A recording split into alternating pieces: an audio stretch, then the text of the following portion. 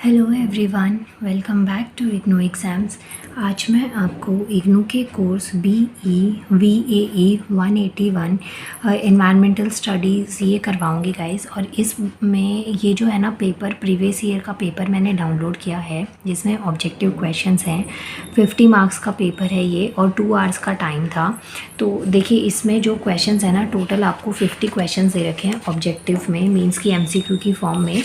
और इसमें ना आंसर्स मैंने अपने अकॉर्डिंग तो ठीक ही मार्क करे हैं, लेकिन फिर भी मैं आपको ये बोलूँगी कि एक बार आप क्रॉस चेक कर लीजिएगा कि कोई आंसर कहीं पे गलती से गलत मार्क तो नहीं हो गया है, या फिर मतलब कि आप एक बार ना खुद की श्योरिटी के लिए इसको एक बार क्रॉस चेक कर लीजिएगा। अभी मैं आपको जो क्वेश्चंस करवाऊंगी ये सारे ऑब्जेक्टिव हैं, टिक द करेक्ट ऑप्शन है ये। और यहाँ पे इस साइड जो है ना वो इंग्लिश में है और इसी का सेम पैटर्न यहाँ पे आपको हिंदी में दे रखा है। मैं दोनों ही तरीके से आपको क्वेश्चंस दिखा दूँगी ताकि आपको काफ़ी हद तक हेल्प मिले क्वेश्चंस के पैटर्न के लिए। फर्स्ट क्वेश्चन है, in which of the following reports book was sustainable development formally defined the first time. जो टर्म है ना सस्टेनेबल डेवलपमेंट, इसको सबसे पहले कहाँ पे डिफ़ाइन किया गया था, ये 4 पॉइंट्स आपको दे रखे हैं। फर्स्ट है silent spring, second limits of growth, our common future और एजेंडा 21। तो इन चारों में से आपको एक करेक्ट ऑप्शन बताना है जिसके अंदर सस्टेनेबल डेवलपमेंट को पहली बार डिस्क्राइब किया गया था या डिफ़ाइन किया गया था। तो आंसर है आपका एजेंडा 1। तो ये जो एजेंडा 21 जो है ना, ये एक फ़र्स्ट एवर फॉर्मल अनाउंसमेंट थी सस्टेनेबल डेवलपमेंट के रिगार्डिंग। अब इस क्वेश्चन को हिंदी में भी देखते हैं। निम्नलिखित में से किस रिपोर्ट पुस्तक में धारणीय सतत विकास को सबसे पहले औपचारिक रूप से परिभाषित किया गया था? तो वो किस में किया गया था? एजेंडा 21। ये हो गया फर्स्ट क्वेश्चन। सेकेंड क्वेश्चन देखते हैं, Which one of the following is not one of the 17 Sustainable Development Goal adopted by UN?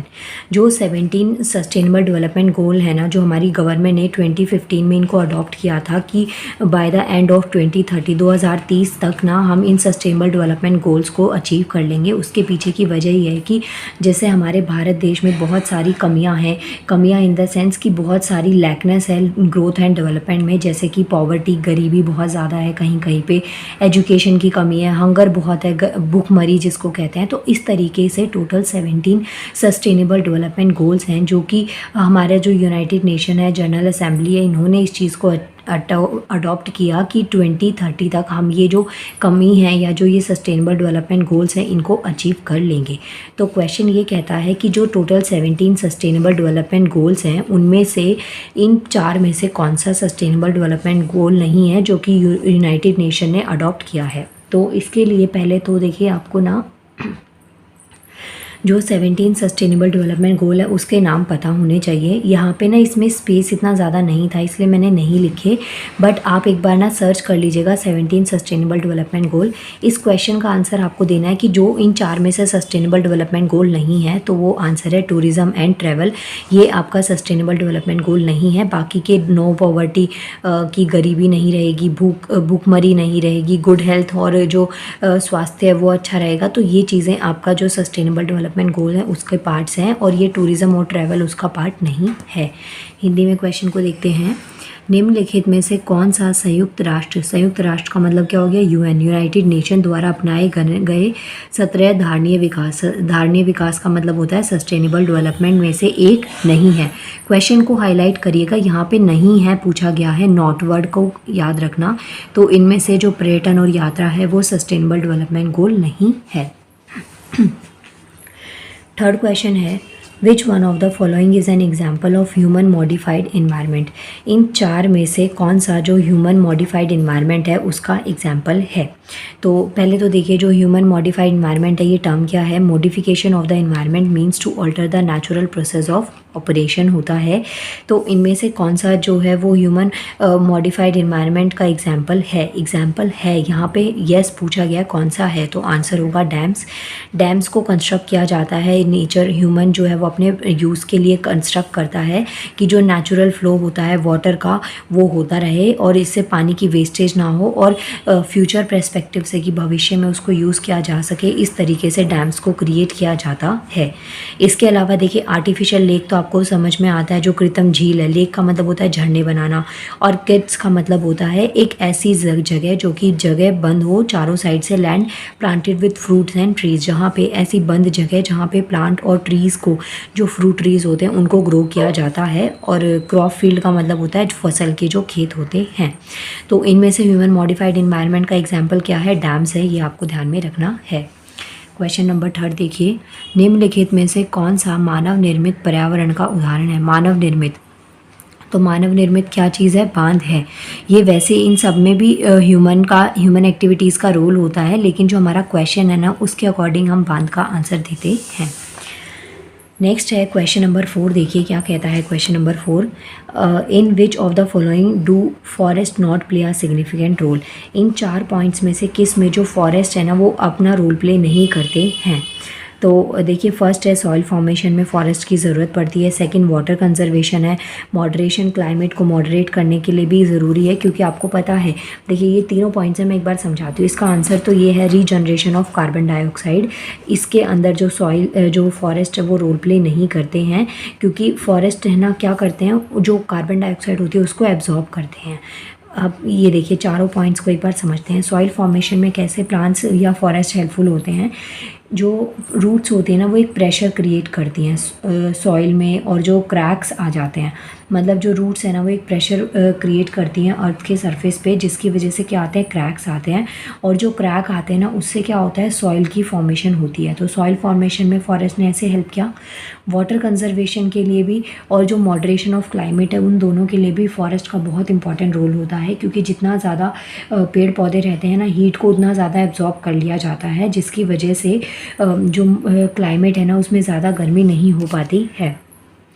तो प्ले किस में नहीं करते? रीजनरेशन ऑफ कार्बन डाइऑक्साइड, क्योंकि वजह ये है कि जो फॉरेस्ट है ना वो कार्बन डाइऑक्साइड को एब्जॉर्ब करते हैं।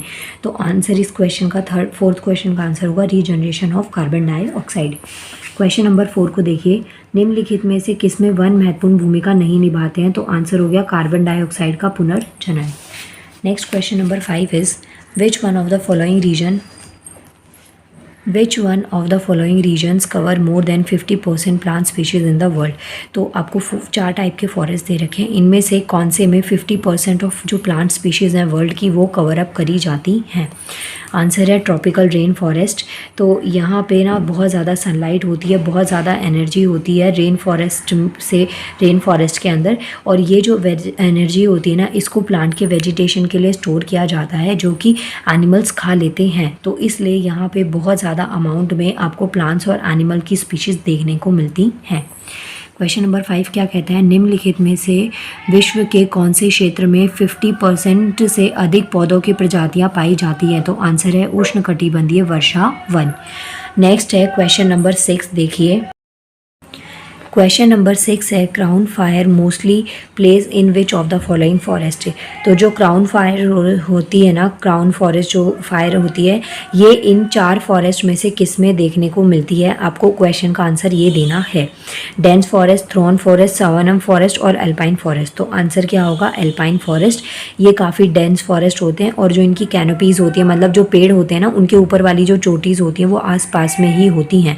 तो एल्पाइन फॉरेस्ट में जो क्राउन फायर है ना वो सबसे ज़्यादा देखने को मिलती है।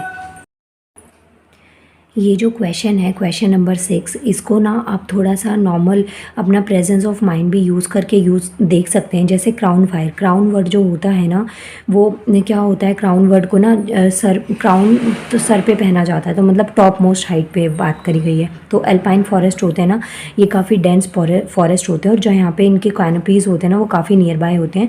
तो इस तरीके की जो फायर है ना वो कहाँ पर होती है? एल्पाइन फॉरेस्ट में। तो क्वेश्चन अगर पूछा जाए क्राउन फायर क्या होता है, तो एक ऐसी फॉरेस्ट फायर होती है जो कि ट्री टॉप से स्प्रेड होती है ऑल ओवर द फॉरेस्ट, और काफ़ी ज़्यादा अमाउंट में ये स्प्रेड हो जाती है। इस क्वेश्चन को हिंदी में देखिए, निम्नलिखित वनों में से किन में अधिकतम छत्रांगनी होती है? तो सघन वन, कांटेदार वन, सवाना वन और अल्पाइन वन। तो आंसर हो गया आपका अल्पाइन वन। ये हो गया क्वेश्चन नंबर 6 तक। इसके बाद में नेक्स्ट देखते हैं क्वेश्चन नंबर 7। क्वेश्चन क्या है? communities residing near waste disposal sites receiving less economic benefits than the communities generating the waste represents। तो इकोनॉमिक इक्वेलिटी होगा। देखिए यहाँ पे किसकी बात करी गई है, इकोनॉमिक बेनिफिट्स की बात करी गई, तो वो टर्म किससे रिलेट करती है, इकोनॉमिक इक्वेलिटी से। इकोनॉमिक जो इक्वेलिटी है वो दो टाइप से आती है, एक होती है इनकम इक्वेलिटी और एक होती है वेल्थ इनइक्वेलिटी। तो दोनों तरीके की टर्म्स आपको ध्यान में रखनी है। यहाँ पे देखिए क्वेश्चन नंबर 7 क्या कहता है, अपशिष्ट निपटान स्थलों के पास रहने वाले समुदाय को अपशिष्ट उत्पन्न करने वाले समुदाय से कम आर्थिक लाभ होते हैं। तो यह जो वाक्य निम्नलिखित में से कौन सी असमानता को व्यक्त करता है, आंसर हो गया आर्थिक असमानता को।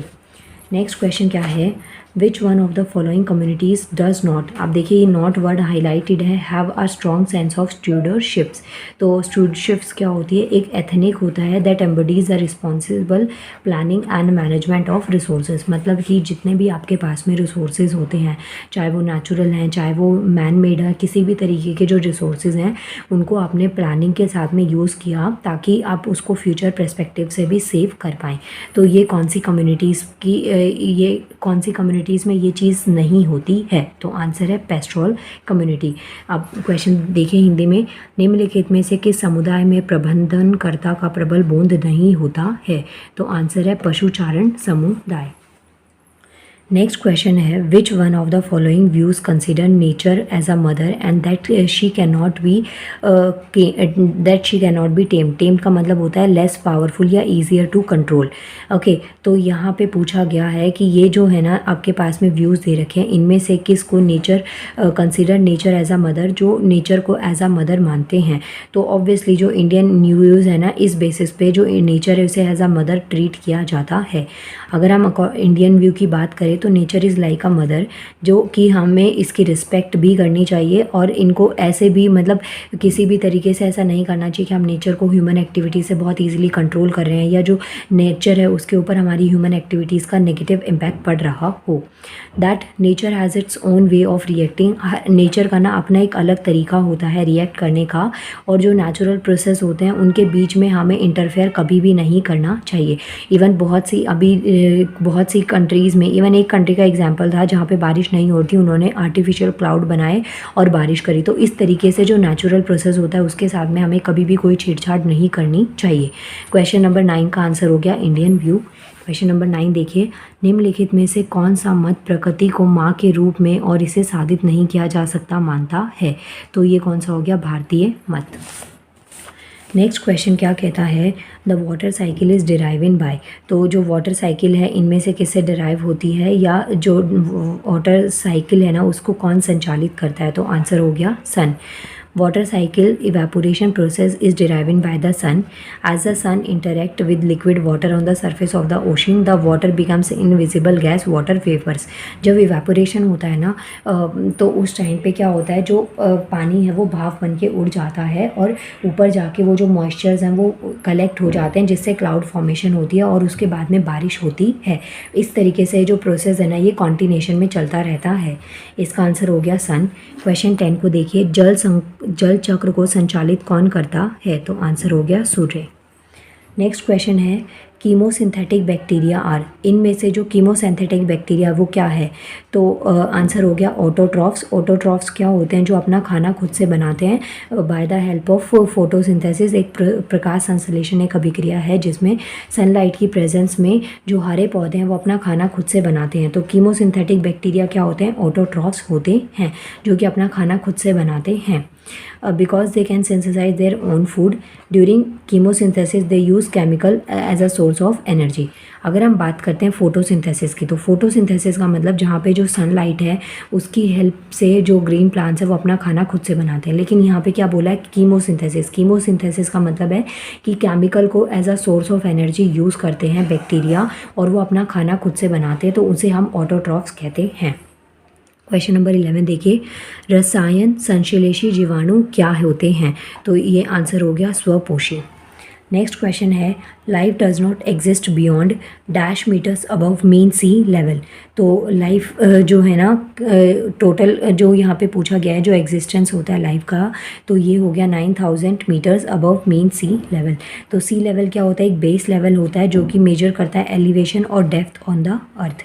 क्वेश्चन नंबर 12 को हिंदी में देखते हैं क्या लिखा हुआ है यहाँ पे। औसत समुद्र सतह से ऊपर डैश मीटर के बाद जीवन नहीं पाया जाता। तो आंसर हो गया 9000 meter above the sea level. तो यहाँ पे हो गए आपके क्वेश्चन 12। इसके बाद में नेक्स्ट देखते हैं question number 13। In an ecosystem the decomposition of organisms take place by. जो इकोसिस्टम है उसमें जो डीकम्पोजिशन होता है ऑर्गेनिजम्स का वो कैसे होता है। आंसर हो गया रिड्यूसर्स। तो एक चीज़ आपको ध्यान में रखनी है, जो रिड्यूसर्स होते हैं उनको ही हम डीकम्पोजर्स कहते हैं। क्योंकि जो हेट्रोट्रॉफिक ऑर्गेनिजम्स होते हैं ना, हेट्रोट्रॉफिक का मतलब हो गया जो अपने खाने के लिए दूसरे एनिमल्स के ऊपर डिपेंड करते हैं, break down dead animals and waste matters. तो जो हेट्रोट्रॉफिक ऑर्गेनिजम्स होते हैं ना, जो डेड एनिमल्स होती हैं, डेड बॉडीज़ होती हैं, जो वेस्ट मैटर्स होते हैं उनको ब्रेक डाउन करते हैं। प्राइमरी जो आपके पास में डीकम्पोजर्स है वो कौन से हैं, फंगी हैं, और जो सर्टेन बैक्टीरिया स्पीशीज़ होती हैं वो। आंसर हो गया इसका रिड्यूसर, क्योंकि रिड्यूसर्स को ही डीकम्पोजर्स कहते हैं। ये आपको ध्यान में रखना है। क्वेश्चन नंबर 13 देखिए। पारिस्थितिक तंत्र में जीवों का अपघटन किसके द्वारा होता है। तो आंसर हो गया विघटक।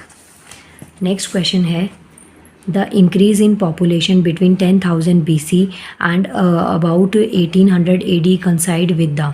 तो आंसर हो गया ग्रोथ इन एग्रीकल्चर। जैसे जैसे जो एग्रीकल्चर है, कृषि में वृद्धि हुई, ऐसे ऐसे जो पॉपुलेशन है वो भी क्या होती चली गई, बढ़ती चली गई। 10,000 BC और लगभग 1800 AD के बीच में जो जनसंख्या वृद्धि है ना वो किससे मेल खाती है। तो जैसे पॉपुलेशन में, जैसे जो एग्रीकल्चर प्रैक्टिसेस में वृद्धि हुई थी, इसी अकॉर्डिंग जो पॉपुलेशन है उसमें भी वृद्धि हो गई थी। नेक्स्ट क्वेश्चन नंबर 15 क्या कहता है। During the 14th century more than half of the population of the Europe and Asia was killed due to. जो 14th सेंचुरी का टाइम था ना, उस टाइम पे यूरोप और एशिया की हाफ ऑफ द पॉपुलेशन जो है ना वो मर गई थी, ख़त्म हो गई थी। उसके पीछे का वजह क्या थी, बबनोइक प्लेग था, जिसे हम ब्लैक डेथ भी कहते हैं। जो बबनोइक प्लेग है ना उसको कॉज, उसके पीछे की वजह क्या होती है, एक बैक्टीरिया होता है जिसको यर्सेनिया पैटसिस कहते हैं। तो इस बैक्टीरिया की वजह से जो ब्लैक डेथ थी वो हुई थी, जिसमें 1/3 जो था ना कॉन्टिनेंट वो खाली हो गया था, पॉपुलेशन वहाँ की ख़त्म हो गई थी। तो इसे बेबनोइक प्लेग भी कहते हैं, और ये जो टाइम था इसे ब्लैक डेथ भी कहा जाता है। तो दोनों तरीके से क्वेश्चन आया, आपको ध्यान में रखना है। क्वेश्चन देखिए। 14th शताब्दी में